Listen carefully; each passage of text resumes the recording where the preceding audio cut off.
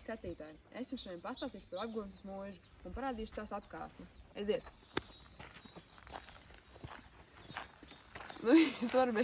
Apgunsas mūža atrodas Zaļiniekos, netālu no Jelgavas.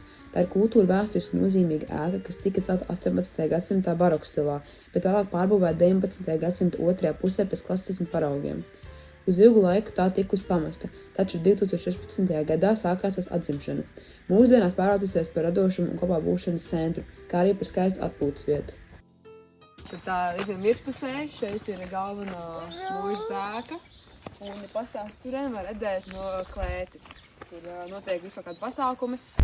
Mūžas galvenajā ēkā dzīvo paši saimnieki, kā arī tajā ir iespēja pārnešot viesiem. Mūžā ir iekārtots viesu istabas ar autentisku noskaņu un mūsdienīgām vērtībām. Šajā ēkā norisinās arī dažādi veidi pasākumi, kā piemēram vakariņas, dzimšanas dienas vai branči.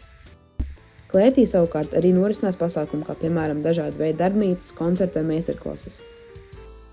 Tātad, kā vispār sākās Apgunsas mūžas atzimšana un cik tālu tā ir tikusi šodien?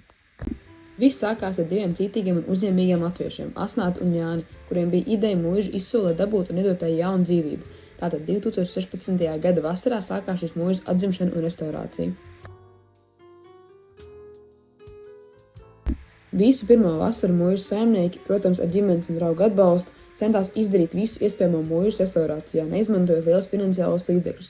Un, lai gan mūžā nekad neapstājās tā saimnieciskā darbība, galvenais ienākuma avots bija dažādu projektu plānošana un atbalstīšana. Pirmā gada laikā apstiprināti 32 dažādu līmeņu projektu un pasākumi. Bieži tie notika galvenajā telpā, kamēr abos ēkas spārnos paralēli notika remonts vai pārbūve.